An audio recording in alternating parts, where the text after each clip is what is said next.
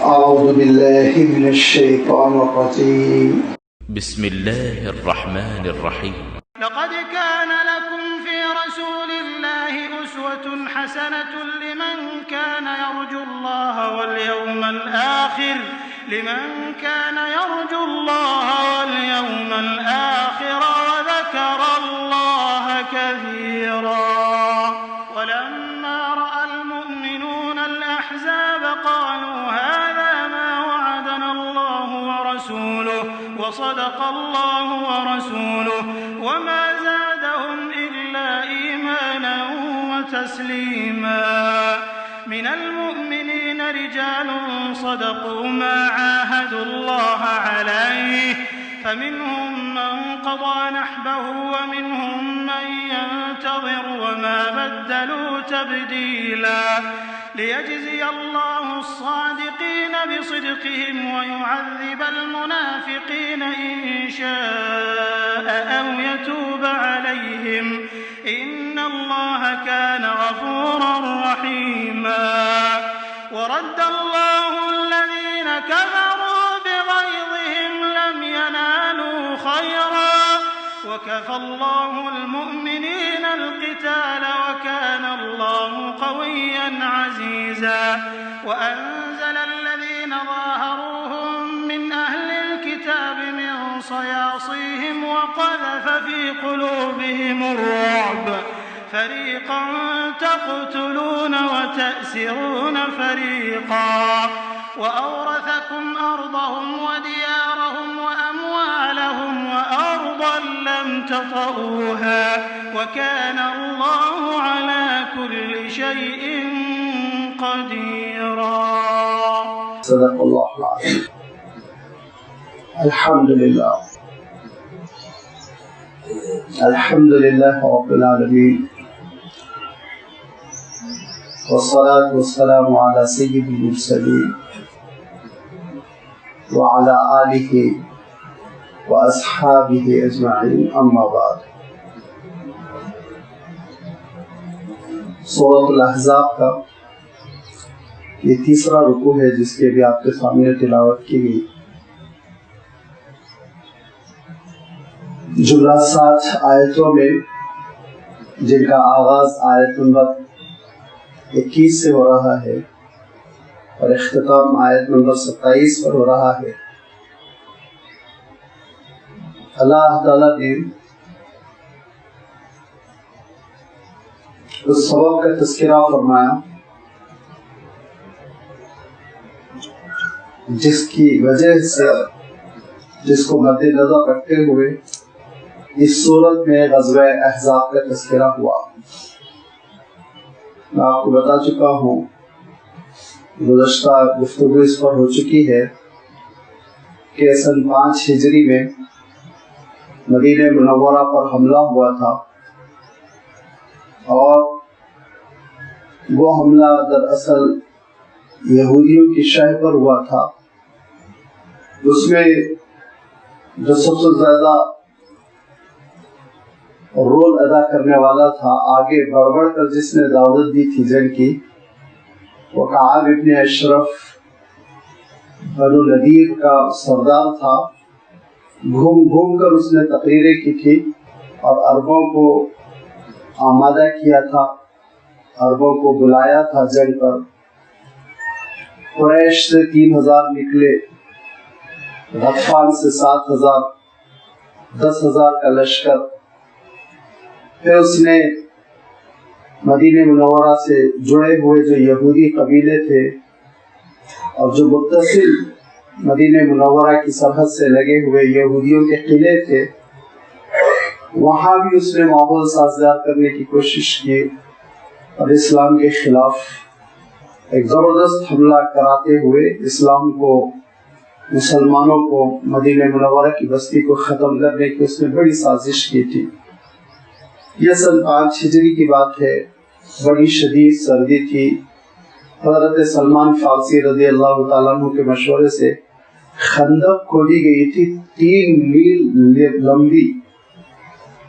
اور آپ جانتے ہیں کہ میل جو ہوتا ہے وہ کلومیٹر سے قدر بڑا ہوتا ہے. تو 3 میل کے معنی تقریباً ہو جائیں گے 4-4.5 کلومیٹر. اتنی لمبی خندق کھودنا اور پھر اس کی گہرائی بھی 5-6 فیٹ، ایسا نہیں کہ 2 فیٹ 2.5 فیٹ کا گڑھا، 6 سے 7، کہیں کہیں کسی مقام پر خطرہ زیادہ محسوس ہوا تو 8 فیٹ اس کو گہرا، اور پھر اتنا ہی اس کو چوڑا بھی رکھا گیا. تبھی تو گھوڑے کود کر اور گھوڑ سوار اس کو پار کر کے مدینے میں داخل نہیں ہو پا رہے تھے. تو 8 فیٹ اس کی چوڑائی بھی. 10 مسلمانوں کو حضور اکرم صلی اللہ علیہ وسلم نے 40 فیٹ کی ذمہ داری تھی کہ وہ کھود کر تیار کرے. شب و روز، دن اور رات مسلمان لگاتار محنت کرتے رہے، اور اتنی لمبی ایسی زبردست قسم کی خندق یہ صرف اور صرف 6 دن میں تیار انہوں نے کر دی.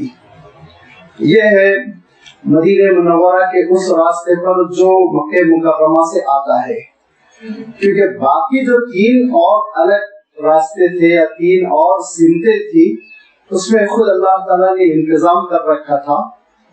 وہ حرا کی پہاڑیاں ہیں، آپ حضرات نے نہیں دیکھا ہوگا، لیکن اگر آپ مدینہ منورہ کے آؤٹرس میں ذرا چلے جائیں تو آپ عجیب و غریب نوکیلی چٹانوں کو دیکھیں گے جو ٹیڑھی بنگی نکلی ہوئی ہیں، اور ان میں چلنا بہت مشکل ہوتا ہے، اونٹ بھی نہیں چل پاتے. ان کو حرا کی پہاڑیاں کہتے ہیں. اور جغرافیہ داں یہ کہتے ہیں کہ کسی وقت آج سے ہزاروں سال پہلے وہاں لاوا پھوٹ پڑا تھا، جس کی وجہ سے یہ نوکدار پہاڑیاں پیدا ہو گئی. یہ حرا کی پہاڑیوں کی وجہ سے حضور اکرم صلی اللہ علیہ وسلم تینوں سمتوں سے ایک طرح سے مطمئن تھے کہ یہاں سے تو یہ لشکر گھس نہیں سکتا. جو ہموار میدان ہے اس میں خندق کھود دی گئی. لشکر پہنچ گیا، خندق دیکھ کر ان کے ہاتھ پیر ڈھیلے پڑ گئے. انہوں نے کہا کہ یہ تو عربوں کی ترکیب نہیں ہے، یہ کہیں اور سے یہ ترکیب منگائی گئی ہے. بہرحال انہوں نے کئی بار کوشش کی کہ پورے گھوڑوں کو جمع کیا، دور سے دوڑا کر کسی طرح کود کر اندر داخل ہو، لیکن جس مقام پر بھی ایسا کرتے حضور اکرم صلی اللہ علیہ وسلم اپنی نگرانی میں فوجیوں کے دستے کو لے کر زبردست تیر برسا دیتے، جس کی وجہ سے گھوڑے پلٹ پلٹ کے بھاگ جاتے ہیں. اور میں عرض کر چکا ہوں، ایک عبد بدھ نامی پہلوان گھس بھی گیا تھا تو اس کا حضرت علی رضی اللہ تعالیٰ عنہ نے کام تمام کر دیا. 1 مہینہ یہ محاصرہ جاری رہا. اس موقع پر یہودیوں نے اپنے قلعوں کو بند کر لیا، نہ صرف بند کر لیا بلکہ سال بھر کا غلہ بھی اندر انہوں نے محفوظ کر لیا، اسٹور کر لیا. اور مسلمان ہیں کہ وہ بڑے پریشان، دانے دانے کے لیے ترس رہے ہیں. اور بہت مشہور واقعہ ہے، امام ترمذی رحمۃ اللہ علیہ نے بیان کیا. آپ نے اکثر و بیشتر مقررین کو کہتے ہوئے سنا ہوگا کہ جب مسلمانوں نے بھوک کی شکایت کی اور اپنے پیٹوں پر بندے پتھر کو دکھایا تو حضور اکرم صلی اللہ علیہ وسلم نے اپنے پیٹ پر بندے ہوئے 2 پتھر کو دکھایا. یہ وہ زمانہ تھا جو بہت ہی تنگستی کا ہو رہا تھا. چاروں طرف سے تاجروں نے غلہ بھیجنا مدینے کی طرف روک لیا. محاصرہ ہے، دشمن پڑا ہوا ہے اور سردی ٹھٹرا دینے والی ہے. اس عالم میں 1 مہینہ گزرا اور اس کے بعد پھر اللہ تعالیٰ نے کچھ ایسے حالات پیدا فرمائے کہ غطفان کے ایک معزز سردار حضرت نعیم وہ کھڑے ہو گئے اور انہوں نے اگرچہ کہ اسلام ظاہر نہیں کیا تھا لیکن اب وقت آ گیا تھا، اسی لیے حضور کی خدمت میں آئے. اور اس کے بعد انہوں نے ایک جنگی حکمت عملی اپنائی اور پھر حالات بدلتے چلے گئے. اور دھیرے دھیرے اب دشمنوں کے پیر اکھڑنے لگے، گھبراہٹ پیدا ہوگی، یہاں تک کہ اللہ تعالیٰ کا آخری فیصلہ آیا. اور اللہ تعالیٰ کا آخری فیصلہ یہ تھا کہ بہت ہی سرد ہوائیں چلنے لگی اور شدید آندھی. ایسی شدید آندھی کہ اللہ تعالیٰ نے اس کے لیے لفظ ارشاد فرمایا اذ جاءتکم جنود فارسلنا علیہم ریحا وجنودا لم تروہا، ہم نے اپنی جانب سے آندھی کو بھیجا، لشکر کو بھیجا، اور اس کے بعد ان کے پیر اکھڑتے چلے گئے، اور وہ صبح ہوئی تو حالت ان کی خراب ہو چکی تھی، میدان چھوڑ کے وہ بھاگنے لگے، دیکھتے دیکھتے پورا میدان خالی ہو گیا۔ یہ واقعہ اللہ تعالیٰ نے پچھلی آیتوں میں پچھلے رکوع میں بیان فرمایا، جو آپ کے سامنے پوری تفصیل کے ساتھ آ چکا ہے۔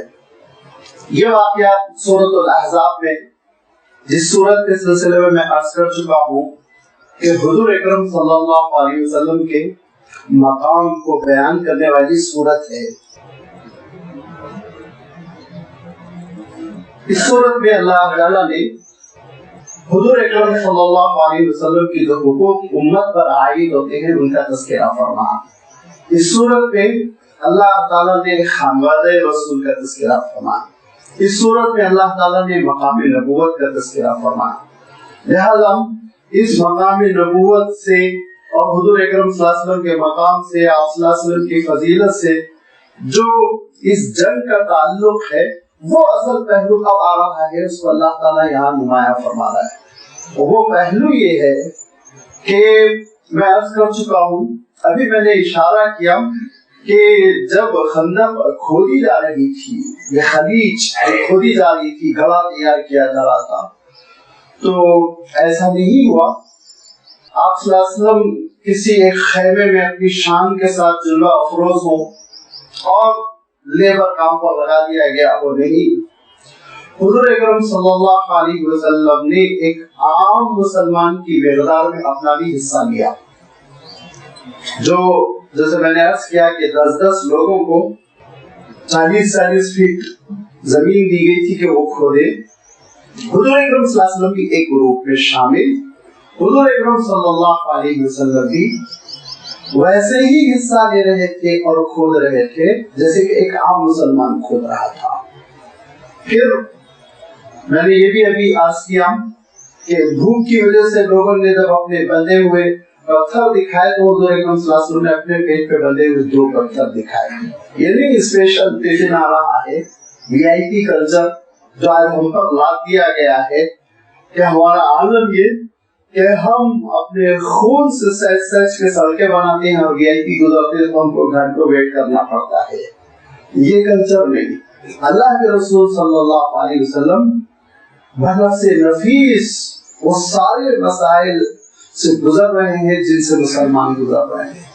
حضرت جابر بن عبداللہ رضی اللہ تعالیٰ عنہ کی دعوت اسی موقع پہ پیش آئی تھی کہ حضور اکرم صلی اللہ علیہ وسلم کی نقاہت اور بھوک دیکھ کر وہ پریشان ہو گئے اور اپنے گھر آئے اور کہا، یہ سے پوچھا کہ کھانے کے لیے کچھ ہو سکتا ہے؟ تو انہوں نے کہا سوائے چند مٹھی آٹے کے، اب یہ جو بکری کا بچہ کھیل رہا ہے اپنے گھر میں کچھ نہیں ہے، آٹا میں نے اٹھا رکھا ہے اپنے بچوں کے لیے کہ کبھی ان کو کچھ روٹی ووٹی بنا کے کھلا دیا کروں۔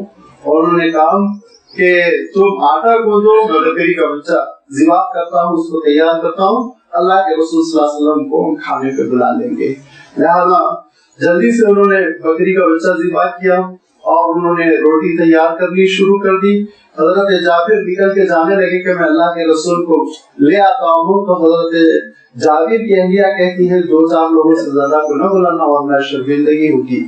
جب حضور اکرم صلی اللہ علیہ وسلم کی خدمت میں پہنچے تو کہا کیا تیار کیا؟ کہا کیسا ایک بکری کا بچہ تھا، 4-5 کلو گوشت، وہ اس کا شوربہ بن گیا ہے، روٹیاں بن گئی ہیں، اور 4-5 ساتھیوں کے ساتھ آپ چلے، کھانا کافی ہو جائے گا۔ حضور اکرم صلی اللہ علیہ وسلم نے کہا تم گھر جاؤ اور اہلیہ سے کہنا کہ ہانڈی وہ چولہے سے نہ اتارنا اور روٹی میرے آنے تک سیکنا شروع نہ کرنا، میرے آنے تک انتظار کرنا۔ اور اعلان کیا کہ آج تمہارے بھائی جابر کے گھر سب کی دعوت ہے، چلو۔ اب ہلچل مچ گئی، حضرت جابر پریشان دوڑتے ہوئے گھر آئے اور کہا کہ اللہ کے رسول صلی اللہ علیہ وسلم تو سارے ساتھیوں کو لے کر آئے، تو آپ کی اہلیہ پوچھتی ہے تم نے بتا دیا تھا کھانے کی مقدار؟ تو کہا میں نے بتا دی۔ کہا اب فکر مت کرو، مقدار بتا دینے کے بعد اگر اللہ کے رسول نے اعلان عام کیا ہے تو اب آپ فکر مت کیجئے. اور اس کے بعد سے صحابہ کہتے ہیں صبح سے شام تک الحمدللہ لنگر لگا رہا اور روٹی پہ روٹی، روٹی پر روٹی رکھ کر دی جاتی اور سارے ساتھی کہا 3000 لوگوں نے کھانا کھایا، 3000 لوگوں نے کھانا کھایا. ایسی صحیح متعدد کتابوں میں یہ روایت آتی ہے. اس سے اندازہ ہوتا ہے کہ اللہ کے رسول صلی اللہ علیہ وسلم کا معجزہ آپ کی برکت. تو یہ وہ حالات میں اللہ کے رسول صلی اللہ علیہ وسلم نے کوئی بھی کام کسی کے ذمے کر کر خود اپنے لیے آرام کو پسند نہیں فرمایا، ہرگز نہیں. ہر کام میں اللہ کے رسول صلی اللہ علیہ وسلم شامل ہے. یہاں تک کہ لوگوں نے دوڑ کے آ کر بتایا فلاں مقام پہ گھوڑے جمع ہو گئے ہیں اور وہ پورے گھوڑے جو ہے دوڑاتے ہوئے گھسنے والے ہیں مدینہ منورہ میں، 100-150 گھوڑے ہیں، بہت مصیبت ہو جائے گی. اللہ کے رسول صلی اللہ علیہ وسلم وہاں پہنچ گئے اور حضور اکرم صلی اللہ علیہ وسلم نے خود صحابہ کے اس دستے کی نگرانی فرمائی جو تیر اندازی کر رہا تھا. تیر مار مار کے گھوڑوں کو روک رہے تھے کہ مدینے میں داخل ہو. اتنی یعنی آپ اہمیت کا اندازہ لگائیے کہ جنگی صورتحال تھی، اتنی جنگی صورتحال تھی. دھیرے دھیرے اندھیرا ہو گیا، رات چھا گئی. صحابہ نے کہا اللہ کے رسول عصر کی نماز ہماری قضا ہو گئی. تو حضور اکرم صلی اللہ علیہ وسلم نے اس موقع پہ ارشاد فرمایا اے اللہ ہمارے دشمن کو آپ ہلاک کر دیں، انہوں نے صلاۃ الوسطیٰ سے ہم کو محروم کر دیا. عصر کی نماز کے لیے صلاۃ الوسطیٰ کا لفظ آپ نے ارشاد فرمایا. اس کی حکمتیں ہیں کیوں صلاۃ الوسطیٰ وہ کہلاتی ہے، وہ ایک دوسری ٹاپک ہے. لیکن نماز عصر قضا ہو گئی حضور اکرم صلی اللہ علیہ وسلم کی دفاع کرتے کرتے. اس سے آپ اندازہ لگا سکتے ہیں کتنی صورتحال سنگین تھی. اس سنگین صورتحال میں اللہ تعالیٰ ارشاد فرماتا ہے مسلمانوں تمہارے نجات کا اور تمہاری کامیابی کا راستہ ہے تو ایک ہی ہے تنہا. اور وہ کیا ہے لقد کان لکم فی رسول اللہ اسوۃ حسنہ. یہ پوری جنگ بتلاتی ہے، جو پورے حالات قرآن پاک میں اتنے تفصیل کے ساتھ غزوہ خندق کے جو بیان کیے جا رہے ہیں یہ سب بتلاتے ہیں کہ جب تک مسلمان حضور اکرم صلی اللہ علیہ وسلم کی پیروی کرتے رہیں گے کامیاب رہیں گے. لقد کان لکم فی رسول اللہ اسوۃ حسنۃ، بے شک تمہارے لیے رکھ دیا گیا لقد کان لکم فی رسول اللہ، تمہارے لیے طے ہو چکا ہے، تمہارے لیے مقدر ہو گیا ہے، تمہارے لیے یہ بات اللہ تعالیٰ کے نظام میں طے کر دی گئی ہے کہ اس کے رسول ہی کی پیروی تمہارے لیے سب سے بہترین ہے. لقد کان لکم فی رسول اللہ اسوۃ حسنۃ، بے شک تمہارے لیے اللہ کے رسول ہی کی زندگی میں کامل نمونہ ہے، بہترین نمونہ ہے. اسوۃ کہتے ہیں طریقہ کار کو جس کی پیروی کی جاتی ہے، اس میتھڈ کو، اس نظام کو، جس نظام کو اپنایا جاتا ہے، جس پر زندگی بسر کی جاتی ہے، جس کو ہم کبھی کبھی قدوہ بھی کہتے ہیں، اقتداء کرنا ہم کہتے ہیں. لہذا فرمایا کہ اللہ کے رسول صلی اللہ علیہ وسلم کا اسوہ، آپ کا منہج، آپ کا نظام، آپ کا طریقہ کار ہی حسنۃ بہترین ہے. اور جب حسنۃ کہہ دیا گیا، بہترین کہہ دیا گیا تو ساری خوبیاں خود بخود سمٹ کر اس میں آ گئی. اس میں یہ بات بھی پتہ چلی کہ حسنۃ کوئی چیز اس وقت تک حسین نہیں ہو سکتی جب تک کہ کمپلیٹ نہ ہو. کوئی ناقص الخلقت بچہ پیدا ہو جائے اور جس کے ہاتھ نہ بنے ہوئے ہو، جس کے پیر نہ بنے ہوئے ہو، تو اس کو آپ جو کامل الخلقت نہیں ہے، پوری طرح خود نہیں ہے، اس کو آپ حسین تھوڑی کہیں گے. حسین اس کو کہیں گے جب پرفیکٹ ہو. جو بھی چیز یاد رکھیے، حسین کا لفظ جو ہوتا ہے کامل سے افضل ہے، کامل سے بلند ہے، کامل سے زیادہ، کامل سے بھی زیادہ مفہوم لیا ہوا ہے. اگر یہ کہا جاتا لقد کان لکم فی رسول اللہ اسوۃ کاملۃ تو یہ ناقص ہوتا، مفہوم ناقص ہوتا. کیوں کہ ہر کامل چیز خوبصورت ہو ایسا نہیں ہوتا.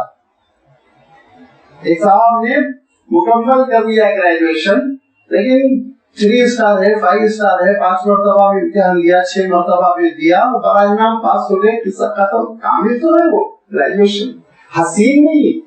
حسین اس وقت ان کا نتیجہ کہلائے گا جبکہ وہ डिस्टिंक्शन से कामयाबी हासिल कर रहे हैं, आला नंबरात है, एक ही अटेम्प्ट में उन्होंने कामयाबी हासिल कर ली। ये है हसीन। हसीन जो होता है हमेशा याद रखिए वो बेहतर होता है, उम्दा होता है कामिल के मुकाबले में। इसलिए अल्लाह ताला इरशाद फरमा रहा है, लक़द काना लकुम फी रसूलिल्लाहि उस्वतुन हसनतुन, कि अल्लाह के रसूल सल्लल्लाहु अलैहि वसल्लम का वो तौर तरीका, आप सल्लल्लाहु अलैहि वसल्लम का निजाम, ये तुम्हारे लिए सबसे बेहतरीन है, कामिल भी है, मुकम्मल भी है, अकमल भी है।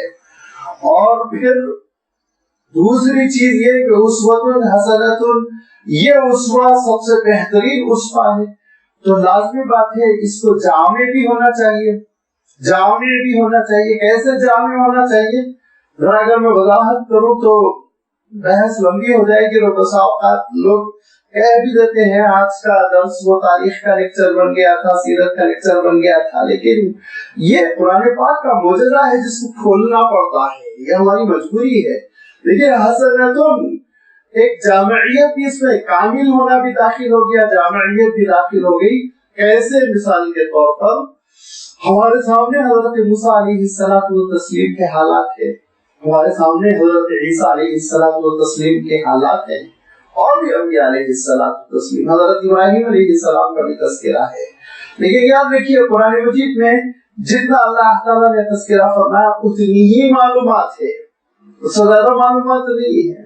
हजरत ईसा अलैहिस्सलाम जो सबसे आखिरी रसूल हुजूर अकरम सल्लल्लाहु अलैहि वसल्लम से कुल 600-650 साल पहले, वो हजरत ईसा अलैहिस्सलाम की विलादत का तज़किरा अल्लाह ताला ने कुरान पाक में महफूज फरमाया, और उसकी कुछ तफसीर वजाहत तारीखी तौर पर हमको मिल जाती है। उसके बाद हजरत ईसा अलैहिस्सलाम नौजवान होने तक तारीख के सफहात से गायब है, तारीख में कोई तज़किरा नहीं, कहाँ है हजरत ईसा अलैहिस्सलाम, 25-26 साल है।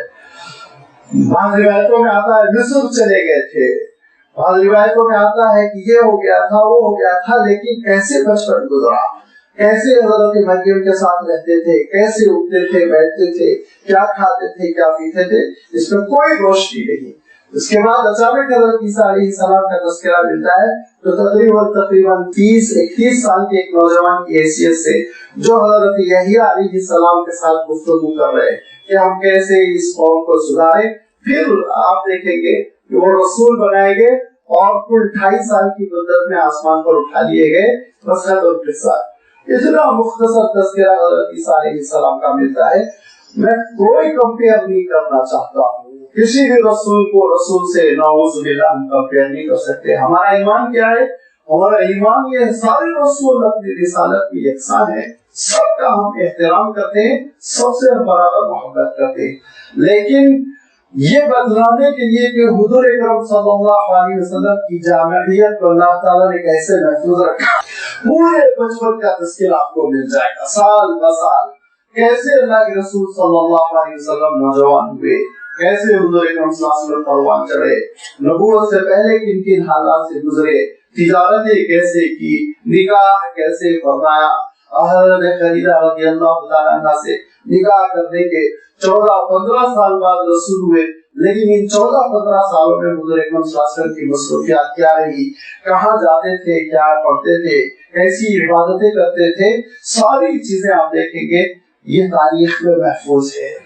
अब जब रसूल बना दिए गए उसके बाद तो फिर आप सोच भी नहीं सकते कि हुजूर अकरम सल्लल्लाहु अलैहि वसल्लम का उतना तज़किरा महफूज है, इतना महफूज है कि 40-50 साल पहले अगर किसी के वालिद वफात कर चुके हों तो अपने बाप का उतना तज़किरा नहीं कर सकते जितना कि हुजूर अकरम सल्लल्लाहु अलैहि वसल्लम का तज़किरा महफूज है।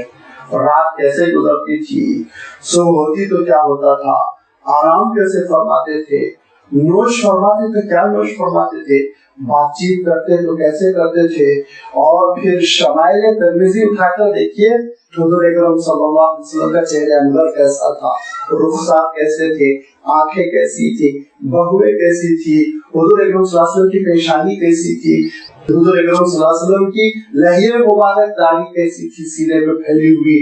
अब ये चीजें तो नजर आती है, आदमी देखता है, लेकिन आप गौर कीजिए ये सिवाय खुदाई इंतजाम के और कुछ नहीं हो सकता। फिर बयान करते करते करते करते हुजूर अकरम सल्लल्लाहु अलैहि वसल्लम के दस्ते मुबारक कैसे थे, शान मुबारक, सीधे मुबारक, हुजूर अकरम सल्लल्लाहु अलैहि वसल्लम के कदमे मुबारक और तलवा और तलवे के नीचे का गोश्त तक के बयान किया गया है। इस शख्सियत का है। कौन उठकर कह सकता है मेरे वालिद का तलवा ऐसा था, मेरे दादा का तलवा ऐसा था। लेकिन अल्लाह के रसूल सल्लल्लाहु अलैहि वसल्लम का ये तज़किरा जामिअ तरीन है, कामिल तरीन है, जामिअ तरीन है, महफूज तरीन है। तीसरी सिफत और भी याद रखिए, महफूज है। मैं भी हालात सुनाऊं, एथेंटिक नहीं हो सकते। बहुत सी कहानियां सुनाऊंगा मेरे खानदान की, मेरे दादा ऐसे थे, परदादा ऐसे थे। किससे सुना?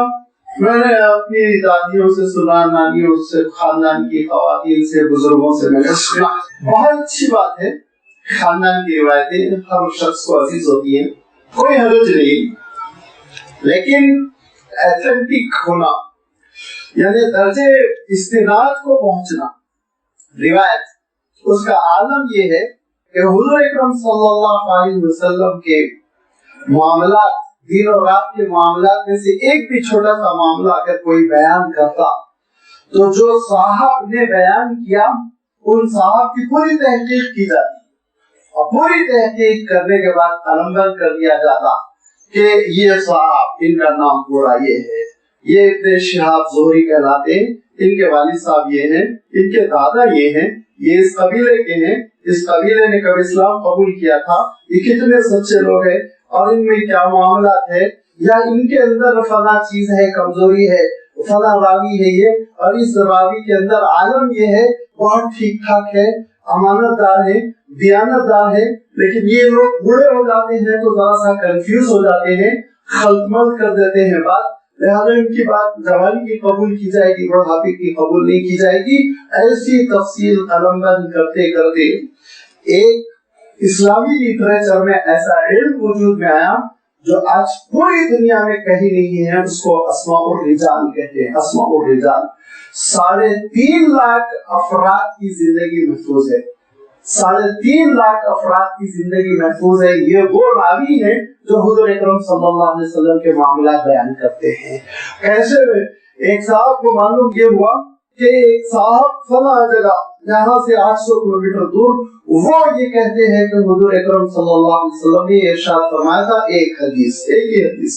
अब ये मुहद्दिस सफर करके 800-900 किलोमीटर गए और उसके बाद घर मालूम क्या कहा, हजरत का घर ये है। बाहर बैठे रहे कि वो बाहर आएंगे तो मैं तहकीक करूंगा। इसी असना वो बाहर आए और बाहर आने के बाद उन्होंने अपने घोड़े को ऐसे बाल्टी दिखाई, बाल्टी दिखाती घोड़ा दरवाजे पर आ गया और उसके बाद से वो घोड़े को उन्होंने बांध दिया और खुद अंदर चले गए।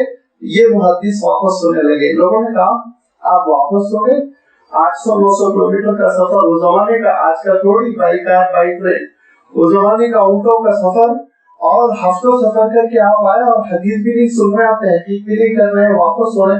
तो उन्होंने कहा कि मैंने देखा कि खाली बाल्टी दिखाकर घोड़े को इन्होंने धोखा दिया, तो इनसे मैं हदीस रसूल नहीं दूंगा। इनसे मैं हदीस रसूल नहीं, जो जानवर को धोखा देता है वो हमको भी धोखा दे सकता है, मैं इनकी बात कबूल नहीं करूंगा। इतनी एहतियात के साथ हुजूर अकरम सल्लल्लाहु अलैहि वसल्लम के मामलात को रिवायत करना और लेना, और उसके लिए मुहद्दिसीन ने जो फन बनाया अस्माउर रिजाल, उसमें सैकड़ों किताबें लिखी गई कि हदीस के जखीरे में कहीं किसी मुहद्दिस का नाम आ जाए, ये रिवायत करते हैं तो आप उनकी पूरी तारीख उठाकर पढ़ ले, किस दर्जे के हैं, किस सन के हैं, इनके मिलते जुलते नाम वाले कौन कौन हैं, इनके असातिज़ा कौन हैं, इनके शागिर्द कौन हैं। ये अल्लाह ताला ने हुजूर अकरम सल्लल्लाहु अलैहि वसल्लम के उसवे हसना की हिफाजत के लिए 3.5 लाख हज़रात की जिंदगी की हिफाजत कर दी, ताकि लोग रोज़े रोशन की तरह देख लें कि हुजूर अकरम सल्लल्लाहु अलैहि वसल्लम का उसवे हसना वो जामिर भी है, कामिल भी है, महफूज भी है तारीख में। और मैंने अर्ज कर दिया, आप जरा देख लें कि हुजूर अकरम सल्लल्लाहु अलैहि वसल्लम का कोई भी मामूल जिस एहतिमाम के साथ आप बयान कर सकते हैं, किसी भी नबी और रसूल का, नबी और रसूल का लफ्ज इसलिए इस्तेमाल कर रहा हूँ, जब रसूल की कोई और रसूल और नबी की जिंदगी महफूज नहीं हो सकी तो दीगर और जो बड़े लोग गुजरे हैं, तारीखी शख्सियतें गुजरी हैं, उनकी तो नौबत बहुत बाद में आती है। अल्लाह के रसूल सल्लल्लाहु अलैहि वसल्लम के सारे मामलात को महफूज कर दिया गया और फरमाया देखो तुम्हारे लिए बेहतरीन नमूना है अल्लाह के रसूल सल्लल्लाहु अलैहि वसल्लम की हयात तय्यबा। और एक चीज इसमें कहते हुए मैं गुफ्तगू खत्म करूं कि ये भी मुफस्सिरीन ने फरमाया कि ये अलल ईजाब है या अलल इस्तिहबाब है, टेक्निकल लफ्ज है, यानी हुजूर अकरम सल्लल्लाहु अलैहि वसल्म की पैरवी और इत्तिबा वाजिब है या फिर मुस्तहब है, अलल ईजाब और अलल इस्तिहबाब। और इसमें फिर फैसला किया गया, उसूल बताया गया, दीन के मामलात होंगे तो अलल ईजाब वाजिबों की पैरवी, दीन के मामले में हुजूर अकरम सल्लल्लाहु अलैहि वसल्म की पैरवी के बगैर आप कुछ नहीं कर सकते, हुजूर अकरम सल्लल्लाहु अलैहि वसल्म की पैरवी करनी होगी। आपका सजदा उस वक्त तक सजदा नहीं है जब तक कि हुजूर अकरम सल्लल्लाहु अलैहि वसल्म के अंदाज पर न हो, हुजूर अकरम सल्लल्लाहु अलैहि वसल्म की पैरवी पर न हो।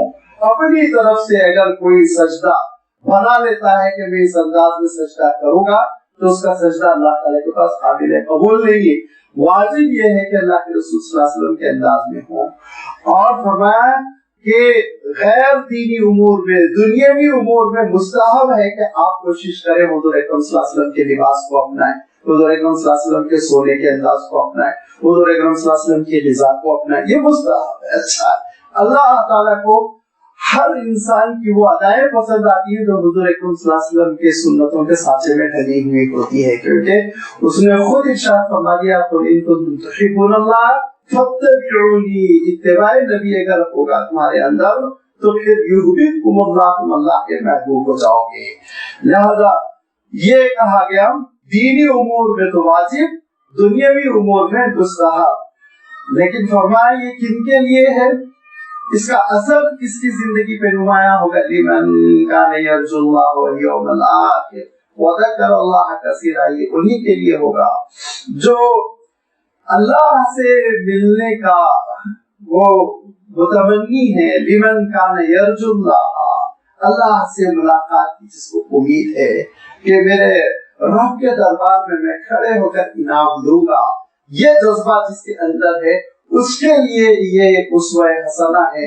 जिसके अंदर ये जज्बा नहीं है तो फिर हो सकता है उसके लिए किसी इंडस्ट्री का आदमी उसवा बन जाए, उसके लिए हो सकता है कोई पॉलिटिशियन उसवा बन जाए, लेकिन जो अपने मौला से मिलना चाह रहा है तो फिर लाजमी बात है वो चाहेगा कि मौला के दरबार में वो जो खुद अल्लाह ताला का महबूब है उसके लिबास में, उसके अंदाज में खड़ा हो जाए।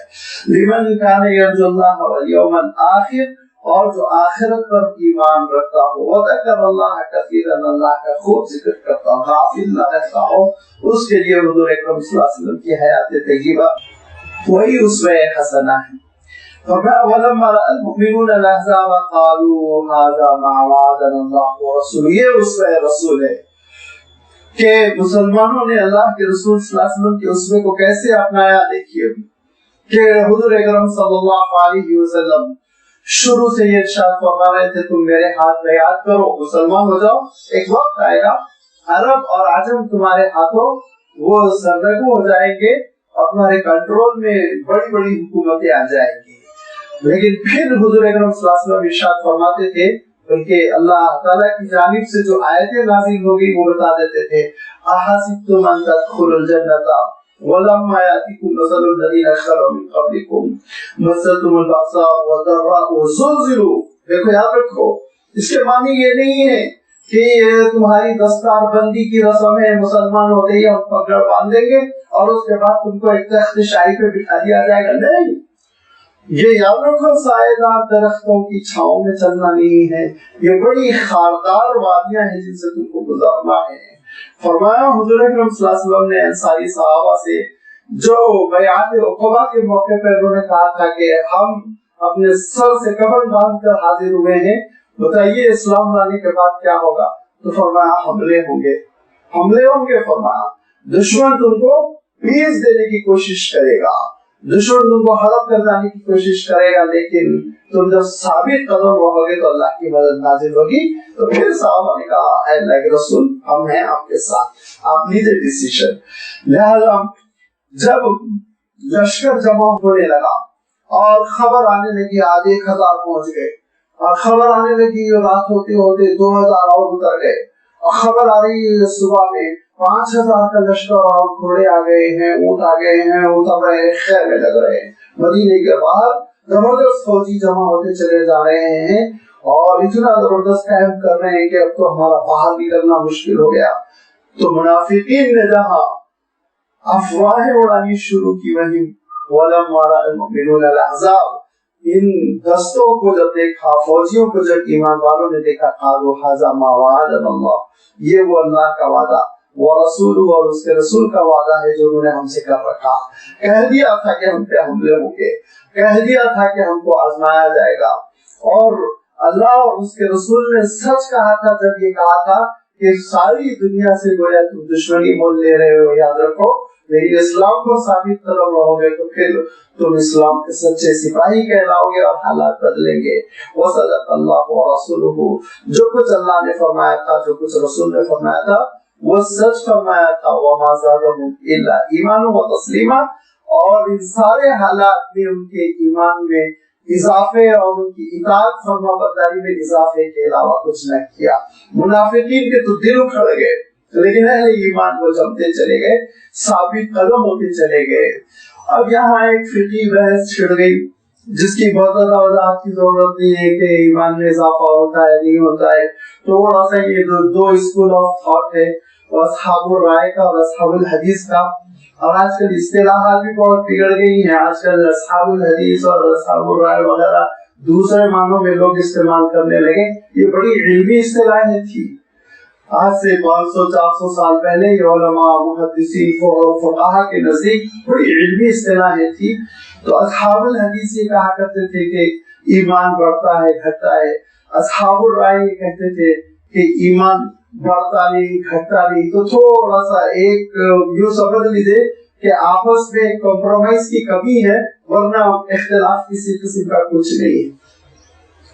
میں اگر یہ کہوں کہ میں انڈین نیشنل ہوں تو بحیثیت انڈین نیشنل لازمی بات ہے میں اور گورنر صاحب ہم درجہ ہیں، میرے پاس بھی آدھار کارڈ ہے، ان کے پاس بھی آدھار کارڈ ہے، مجھے بھی پھر وہ فیسلٹیز ملنی چاہیے جو ایک ہندوستانی شہری کو ملتی ہے، سارے وہ سبسڈیز ملنی چاہیے جو ایک ہندوستانی شہری کے لیے حکومت نے طے کر رکھی ہے، اسی طرح گورنر صاحب کو بھی ملنی چاہیے۔ تو ہماری اور ان کی حیثیت بحیثیت نیشنل کی شہریت کے برابر ہے، لیکن لازمی بات ہے ایک صاحب پڑھ رہے ہیں، عہدہ بلند ہو رہا ہے، ترقی کر رہے ہیں، اور اس کے بعد پھر وہ اونچے عہدوں تک پہنچنے کے بعد ان کے لیے سیکیورٹی ہے، ان کے لیے بہت سارے انتظامات ہیں، تو اس میں پھر دونوں برابر نہیں رہ جاتی، اس میں فرق ہو جاتا ہے۔ تو ایک بحیثیت مسلمان اگر میں کہلا رہا ہوں تو لازمی بات ہے وہ مسلمان جو ادنا مسلمان ہے، وہ جو بالکل اعلیٰ متقی عبادت گزار، دونوں بہرحال ایمان اور اسلام کے مصداق میں برابر ہے، دونوں کو سہولیات مل کر رہے گی، اضافے اور کمی کی ضرورت نہیں۔ لیکن جو اپنی عبادتوں سے ترقی کر رہا ہے اور جو اپنے تقوی اور توکل کے ذریعے سے ترقی کر رہا ہے، اس کا مقام اللہ کے پاس کچھ اور ہوگا۔ یہ اختلاف ہے جس کو تھوڑا سا سمجھنے میں غلط فہمی ہو جاتی ہے کہ بہت سے مسلمان ایسے ہوتے ہیں جو صرف اسلام قانونی ہوتا ہے، اور بہت سے مسلمان ایسے ہوتے ہیں جن کا اسلام روحانی ہوتا ہے، اندرونی ہوتا ہے، مقامات ہوتے ہیں۔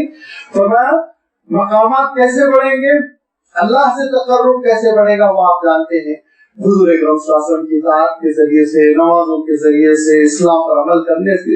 وما زادهم الا ایمانا وتسلیما، ان کے ایمان میں اضافہ ہوتا چلا گیا کیونکہ انہوں نے حضور کی پیروی کی، حضور اکرم صلی اللہ علیہ وسلم کی بات مان لی، لہذا اب ان کا ایمان قوی سے قوی تر ہوتا چلا جا رہا ہے۔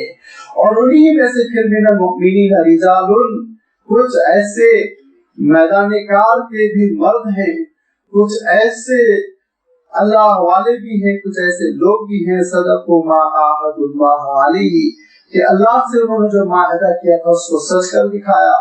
فمنهم من قضى نحبه، ان میں سے بعضوں نے اپنا عہد پورا کر دیا، ومنهم من ينتظر، اور بعض اپنا حق ادا کرنے کے لیے انتظار کر رہے ہیں۔ وما بدلوا تبدیلا، اس میں انہوں نے کسی قسم کی تبدیلی نہیں کی۔ یہ کون ہے، ان کے سلسلے میں آگے تھوڑی سی وضاحت خود اللہ تعالیٰ ارشاد فرما رہا ہے، خاص طور پر حضرت سعد بن معاذ رضی اللہ تعالیٰ عنہ کا تذکرہ یہاں مفسرین نے فرمایا کہ حضرت سعد ابن معاذ نے اپنا دور کیسے پورا کیا، اپنی ڈیوٹی کیسے پوری کی، اس کی تشریح آ رہی ہے لیجزی اللہ الصادقین بصدقہم، تاکہ اللہ تعالیٰ ان سچوں کو ان کی راست بازی کا، سچائی کا بدلہ دے دے، وَيُعَذِّبَ الْمُنَافِقِينَ إِن شَاءَ أَوْ يَتُوبَ عَلَيْهِمْ، اور اللہ تعالیٰ منافقین کو کیفر کردار تک پہنچا دے اگر چاہے، او یتوب علیہم، یا پھر اللہ توبہ قبول کر لے۔ اللہ تعالیٰ نے توبہ کا دروازہ بند نہیں کیا کہ وہ منافقین جو حضور اکرم صلی اللہ علیہ وسلم کے خلاف پروپیگنڈا کر رہے تھے، وہ منافقین جو مسلمانوں کے اندر بزدلی پیدا کر رہے، گھبراہٹ پیدا کر رہے ہیں، اور طرح طرح کا غلط میڈیا ہے جس کو وہ چلا رہے ہیں، جس کی وجہ سے وہ چاہتے ہیں مسلمان میدان جنگ سے واپس بھاگ کے گھروں میں آ جائیں اور پھر شکست ہو جائے، لیکن اللہ تعالیٰ ارشاد فرماتا ایسے منافق بھی اگر آپ توبہ کر لیں، ان اللہ کان غفور رحیم، اللہ تعالیٰ بخشنے والا بڑا مہربان ہے۔ اور ان منافقوں کی پیکنگ کرنے والے وہ دراصل یہودی تھے، جو سب سے قریبی قبیلہ تھا بنو نذیر کا تھا، جن کو حضور اکرم صلی اللہ علیہ وسلم نے کہا تھا کہ تم لوگ مستقل بدعہدی کرتے رہتے ہو، لہذا خیبر میں جاؤ اور اپنے قلعے میں جا کر آباد ہو جاؤ۔ تو وہ بنو نذیر کے لوگ تو خیبر میں جا کے آباد ہو گئے، جن کی سن 6 ہجری میں پھر خبر لی گئی۔ اب اس کے بعد دوسرے نمبر پر بنو قریظہ کا قلعہ تھا، اور اس حویلی میں رہنے والے یہودیوں کا عالم یہ تھا کہ لکھا پڑھی کے ساتھ انہوں نے حضور اکرم صلی اللہ علیہ وسلم سے معاہدہ کیا تھا، اور انہوں نے یہ کہا تھا جب مدینے پہ حملہ ہوگا تو ہم سب مل کے حفاظت کریں گے مدینے کی۔ لیکن ان کا عالم یہ ہوا کہ جب غزوہ احزاب کی نوبت آئی، غزوہ خندق کی نوبت آئی، تو یہ اپنے دلوں میں سارا غلہ سال بھر کا جمع کر کے جتنے کھجور کے باغات تھے سب مل کاٹ کوٹ کے بند کر لیا، اسٹور کر لیا، قلعے کو اندر سے بند کر لیا، دروازہ لاک، گیٹ بند۔ اور ان کا ایک یہودی ساتھی جس کا میں نے شروع میں تذکرہ بھی کیا تھا، کعب بن اشرف، وہ بھی آیا، کھٹکھٹایا، دروازہ کھولنے کے لیے تیار نہیں، بڑی خوشامد کے بعد دروازہ کھولا اور وہ اندر آیا، اور اندر آنے کے بعد سے بات چیت ہوئی، اور بات چیت ہونے کے بعد سے یہ طے ہوا کہ یہ مسلمانوں کا ساتھ نہیں دیں گے۔ حالانکہ کعب بن اسد ان کا جو سردار تھا اس نے کہا ہمارا مسلمانوں سے معاہدہ ہوا، لیکن اس نے یہ کہا کہ معاہدہ توڑ دو، موقع اچھا ہے، مسلمانوں کو تباہ کر دو۔ لہذا یہ بات سمجھ میں آ گئی اور انہوں نے کہا کہ ٹھیک ہے ہم مسلمانوں کا ساتھ نہیں دیں گے۔ حضور اکرم صلی اللہ علیہ وسلم کو اطلاع ملی تو حضور اکرم صلی اللہ علیہ وسلم نے 2 ساتھیوں کو بھیجا، حضرت سعد بن عبادہ، حضرت سعد بن معاذ۔ اب اس کی حکمت سیرت نگاروں نے بیان کی، مگر بہت سارے لوگوں کو ہضم بھی ہوگی نہیں ہوگی پتہ نہیں، کہ سیرت نگاروں نے لکھا کہ حضور اکرم صلی اللہ علیہ وسلم نے جو دونوں صحابیوں کا انتخاب کیا، ان دونوں صحابیوں کا نام کیا ہے؟ سعد، ایک سعد بن عبادہ اور ایک سعد بن معاذ رضی اللہ تعالیٰ عنہما، کہ جاؤ کیا یہ خبر سچی ہے؟ تحقیق کر لاؤ کہ قریظہ، بنو قریظہ وہ منافق ہو گئے، باغی ہو گئے اور انہوں نے عہد و پیمان توڑ ڈالا، یا یہ خبر غلط ہے اور وہ ہمارے ساتھ ہے۔ لیکن یاد رکھو حضور اکرم صلی اللہ علیہ وسلم نے تاکید کی واپس آنا تو کھلا کھلا اعلان نہ کرنا، صرف مجھے بتانا تاکہ مسلمانوں کے اندر بے ہمتی نہ پیدا ہو، گھبرا نہ جائے، ہمارے پڑوسی بھی ساتھ چھوڑ چکے ہیں تو دل ٹوٹ جائے گا، مجھے بتا دینا۔ لہذا یہ دونوں جو گئے تو یہ حضرت سعدین کہا گیا، حضرت سعد بن عبادہ اور حضرت سعد بن معاذ۔ جو ہضم ہوگی نہیں ہوگی، سوالوں کی بچھاؤ تو نہیں ہو جائے گی، جو میں عرض کرنا چاہ رہا ہوں وہ یہ کہ مورخین کہتے ہیں حضور اکرم صلی اللہ علیہ وسلم نے جو دونوں کا انتخاب کیا، سعد خوشخبری کو کہتے ہیں، نیک تفاعل رکھا حضور اکرم صلی اللہ علیہ وسلم، یہ لوگ خوشخبری لے کر آئے ہمارے لیے۔ اس طرح انتخاب میں حضور اکرم صلی اللہ علیہ وسلم نے حسن حکمت عملی کو آپ صلی اللہ علیہ وسلم نے محفوظ رکھا، واللہ عالم۔ یہ دونوں کے اور آنے کے بعد بہت ہی حکیمانہ انداز میں حضور کی خدمت میں بیٹھے ہوئے کہنے لگے اللہ کے رسول، یہ لوگ اپنے بھائیوں کی روش پہ ہے، جیسے اس سے پہلے بنو نذیر میں کیا ایسے ہی ہے۔ اتنا ہی کہا، بہت زیادہ تفصیل نہیں۔ جبکہ ان بدتمیزوں نے حضور اکرم صلی اللہ علیہ وسلم کے شان میں گستاخی کی، مسلمانوں کو گالیاں دی، بہت بڑی بڑی باتیں کر رہے تھے. اب آگے لشکر تو پتا چلے گا کہ یمن قیصر اور کسرا کے محلوں کے خواب دیکھ رہے تھے بیت الخلا جانے کی، تم کو حفاظت ملے گی، لہذا ایسی بدتمیزی کی تھی. لیکن دونوں خاموشی کے ساتھ ضبط کرتے ہوئے حضرت سعد بن عبادہ، حضرت سعد بن معاذ واپس آگئے، حضور اکرم صلی اللہ علیہ وسلم کو ان کی بے وفائی کی اطلاع دے دی. اب جبکہ اللہ تعالیٰ نے فتح عنایت فرمائی اور دشمنوں کے خیمے اکھڑ گئے آندھی کے ذریعے سے، اور ابو سفیان نے سارے لشکر کو واپس کوچ کرنے کا حکم دیا، سب مکے کی طرف تیزی کے ساتھ چلتے چلے گئے اور بیچ میں منزل نہیں کی، 20-20 15-15 کلومیٹر بھاگتے رہے، رات گزارتے رہے، بھاگتے رہے، رات گزارتے رہے.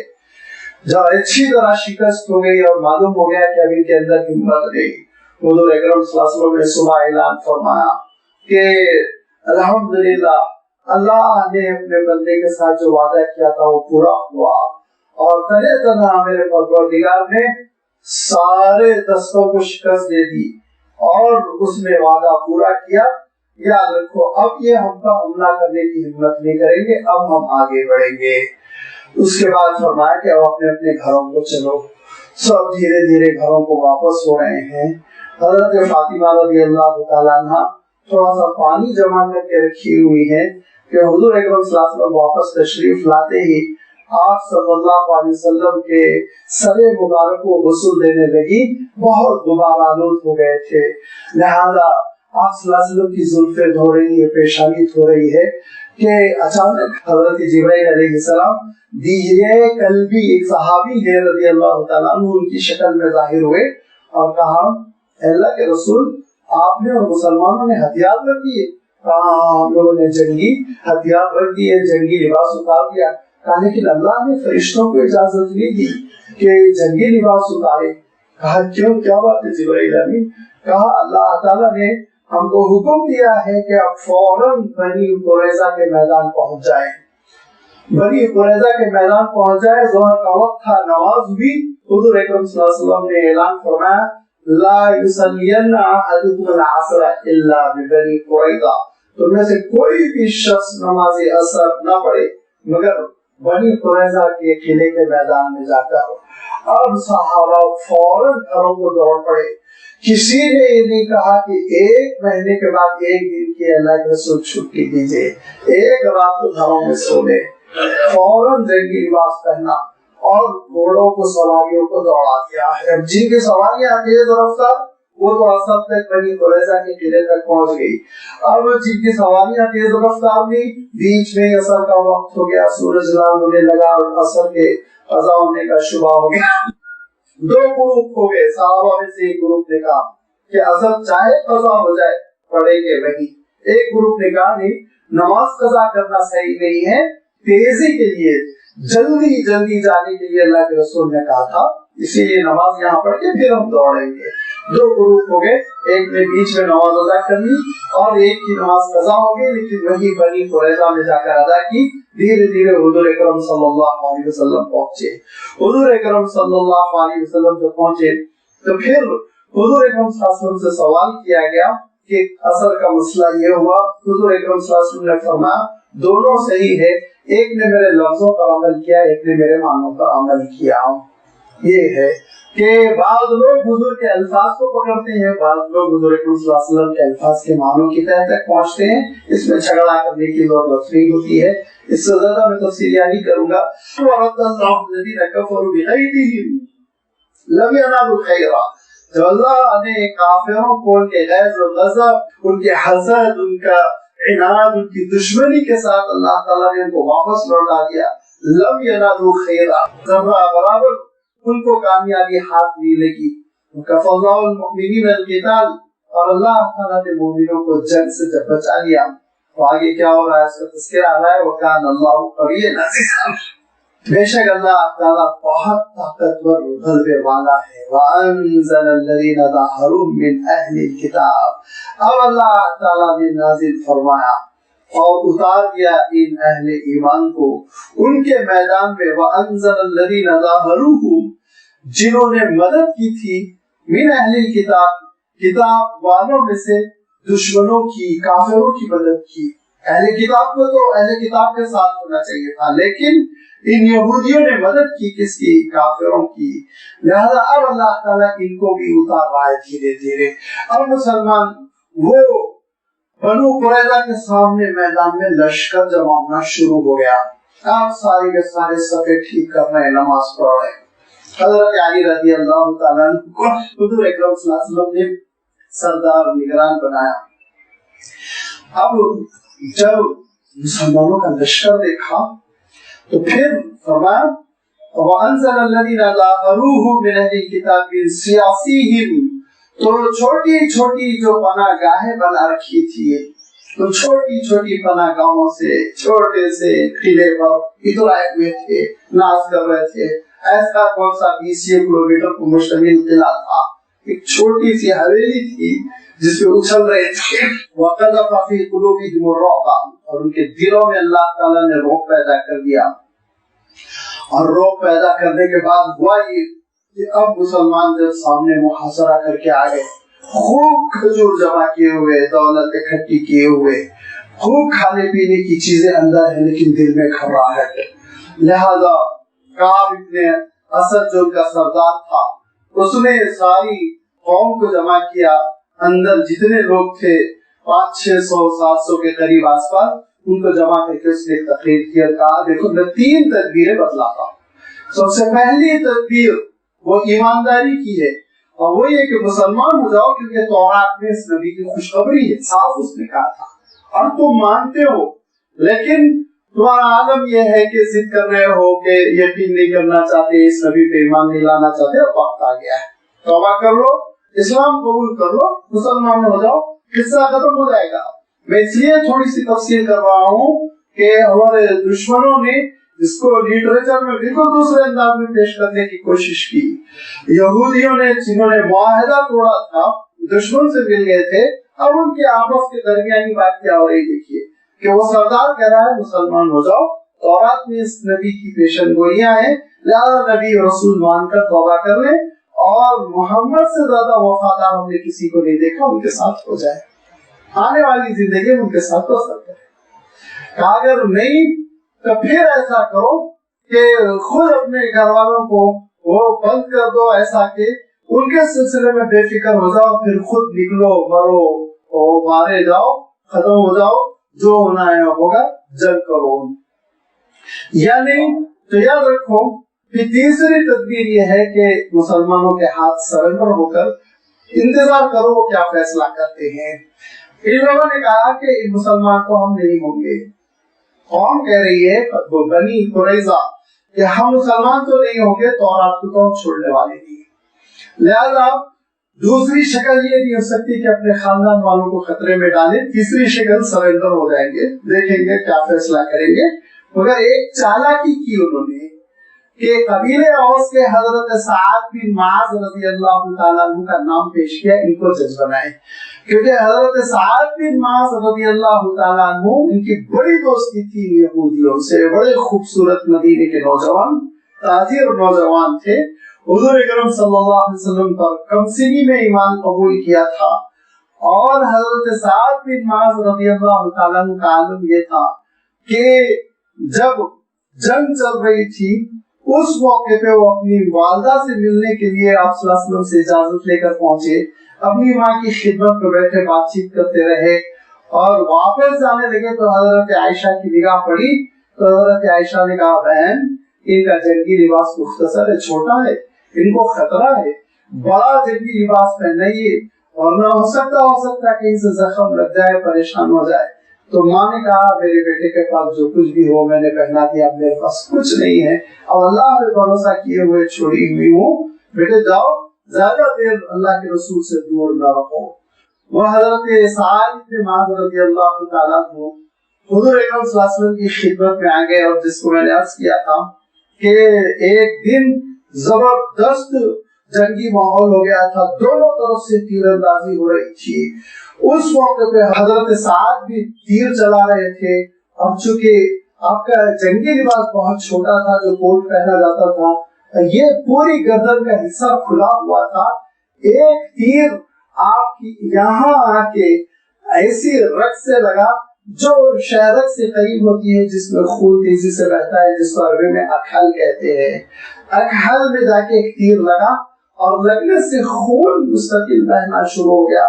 حضور اکرم صلی اللہ علیہ وسلم نے کہا دوڑو جاؤ مسجد نبوی میں خیمہ لگاؤ اور مسجد نبوی میں سعد کو لے جاؤ, ان کے آرام کا خیال رکھو, ان کا علاج کرو. اور حضرت سعد رضی اللہ تعالیٰ عنہ کو اسپیشل طور پر مسجد نبوی میں خیمہ لگا دیا گیا, اور جو لوگ نرسنگ سے واقف تھے وہ علاج کرتے رہے. خون رک جاتا, ٹھیک ٹھاک ہو جاتا, پھر وہ رگ گھٹ پڑتی اور خون بہ پڑنے لگتا. یہاں تک کہ بڑی کمزوری محسوس کی حضرت سعد نے, تو دعا کی کہ اے اللہ اگر موت مقدر ہے تو میں موت سے نہیں گھبراتا ہوں, مگر اے اللہ مجھے کسی خوشخبری سے پہلے نہ اٹھا, کسی خوشخبری سے پہلے نہ اٹھا. اور اللہ موت سے نہیں گھبراتا لیکن اسلام کی خدمت سے پہلے نہ اٹھا. دو انہوں نے مطالبے رکھے, خوشخبری سے پہلے مجھے نہ اٹھا اور اسلام کی خدمت سے پہلے نہ اٹھا. یہ حضرت سعد رضی اللہ تعالیٰ عنہ مسجد نبوی میں ہے, اور مسجد نبوی میں آپ کا علاج چل رہا ہے کہ حضور اکرم صلی اللہ علیہ وسلم کو اطلاع ملی کہ بنو قریظہ نے یہ طے کیا کہ مسلمانوں سے وہ سرنڈر ہو رہے ہیں اور اپنا فیصلہ وہ کہہ رہے ہیں. ہماری گزارش یہ ہے کہ ہمارے پرانے دوست وہ سعد بن معاذ کو دے دیا جائے, وہ جو فیصلہ کرے گا ہم قبول کر لیں گے. تو حضور نے کہا سعد بن معاذ تو بہت بیمار ہیں, بہت بیمار ہیں, ان کو ہم کیسے بلا سکتے ہیں. لیکن جب حضرت سعد بن اطلاع ملی, کہا کہ اللہ کے رسول میں تیار. چارپائی پہ حضرت سعد کو اٹھا کر لایا گیا اور حضرت سعد نے کہا کہ قلعے میں جانے دیا جائے. قلعے کا دروازہ کھلا, حضرت سعد اندر چارپائی پہ لیٹے لیٹے پہنچے. ہاتھ پیر پکڑ کے عورتیں رو رہی ہیں, رشتوں کی دہائیاں دے رہی ہیں, پرانے تعلقات کا تذکرہ کیا جا رہا ہے. سعد نے کہا خدا کی قسم جو فیصلہ کروں گا وہ خدا کے احکام کی روشنی میں کروں گا, اپنے نفس کی روشنی میں نہیں, اپنی نفس کی روشنی میں نہیں. اس کے بعد حضرت سعد نے پورا جائزہ لیا. باہر آنے کے بعد حضرت سعد نے کہا کہ میرا فیصلہ یہ ہے, میں یہ کہتا ہوں جتنے جنگجو نوجوان ہیں ان کو مار ڈالا جائے اور باقی جو ہیں ان کو گرفتار کر لیا جائے اور اسلامی مملکت میں ان کو داخل کر لیا جائے. فریقا تقتلون وتأسرون فریقا, کہ ایک گروپ کو قتل کیا گیا اور ایک گروپ کو گرفتار کیا گیا. حضرت سعد رضی اللہ تعالیٰ عنہ کا یہ فیصلہ تورات میں اٹھا کر دیکھا گیا تو مینوان یہی تھا کہ جو لوگ کسی نبی کے ساتھ غداری کریں تو ان کے جوانوں کو ختم کر دیا جائے اور ان کے بوڑھوں اور عورتوں کو اسلامی مملکت میں یعنی حکومت کے خزانے میں شامل کر دیا جائے. حکومت ان کو جیسے چاہے استعمال کرے. وَأَوْرَثَكُمْ أَرْضَهُمْ, اور اللہ تعالیٰ ارشاد فرماتا ہے ہم نے ان کی زمین کا تم کو وارث بنا دیا. وَدِيَارَهُمْ وَأَمْوَالَهُمْ, ان کی قلعے کا وارث بنا دیا اور ان کی دولت کا ہم نے وارث بنا دیا. حضرت سعد رضی اللہ تعالیٰ عنہ نے فیصلہ کیا. فیصلہ کرنا تھا کہ رگ پہ بھڑک اٹھی, پھر خون بہا. حضرت سعد کی وفات ہو گئی. رو پڑے حضور اکرم صلی اللہ علیہ وسلم نے کہ حضرت سعد دونوں کی دونوں دعائیں قبول ہوئی. ان کو خوشخبری بھی ملی کہ دشمن ہمارا ناکام لوٹا اور ان کو اللہ نے اسلام کی خدمت کا موقع بھی دیا, جن کے ذریعے سے بڑا فیصلہ اللہ تعالیٰ نے تاریخی فیصلہ کروایا. اور پھر خود حضور اکرم صلی اللہ علیہ وسلم نے حضرت سعد کی تجہیز و تکفین میں حصہ لیا, جلوس جنازہ میں شامل ہوئے اور پھر آپ کی تدفین ہوئی. یہ اللہ تعالیٰ ارشاد فرماتا ہے منہم من قضا نحبہ, کہ بعض ایسے ہیں جنہوں نے اپنا حق ادا کر دیا, اپنی ڈیوٹی پوری کر دی. ومنہم من ینتظر, اور بعض ایسے ہیں جو اپنا دور پورا کرنے کے لیے, اپنا حق پورا کرنے کے لیے, اپنے وعدوں کو پورا کر دکھانے کے لیے انتظار کر رہے ہیں. فرمایا اور یاد رکھو مسلمانوں, یہی نہیں وعدم لتطؤها, وہ زمین ابھی تم کو دیں گے جس پہ تمہارے قدم بھی نہیں پڑے. ہم تم کو وہ زمین دیں گے ابھی جس پہ قدم بھی تمہارے نہیں پڑے. ہم تم کو یمن بھی دیں گے, شام بھی دیں گے, مصر بھی دیں گے, عراق بھی دیں گے. تم کو بہت آگے بڑھنا ہے. وَكَانَ اللَّهُ عَلَىٰ كُلِّ شَيْءٍ قَدِيرًا, اللہ تعالیٰ جس پر قادر ہے کوئی چیز اس کی قدرت سے احاطے قدرت سے باہر نہیں، مگر اس کا وعدے فتح، اس کی وعدے کامیابی یہ اس کے لیے ہے جو حضور اکرم صلی اللہ علیہ وسلم کی پیروی کرے، حضور اکرم صلی اللہ علیہ وسلم کے راستے پر چلے، اور حضور اکرم صلی اللہ علیہ وسلم کا جو راستہ ہے قربانیوں سے بھرا ہوا، وہ مجاہدے، وہ کوششیں، جدوجہد، وہ ساری چیزیں، چونکہ سب سے زیادہ اس پر عمل کرنے کی ضرورت خود خانواد رسول کو تھی، اسی لیے آگے اللہ تعالیٰ نے خانواد رسول سے خطاب فرمایا کہ ان کو کیا کرنا ہے، پھر دھیرے دھیرے ساری امت سے اللہ تعالیٰ نے خطاب فرمایا. اس کی وضاحت آگے انشاءاللہ آپ کی خدمت میں آتی جائے گی. وآخر دعوانا الحمدللہ رب العالمین.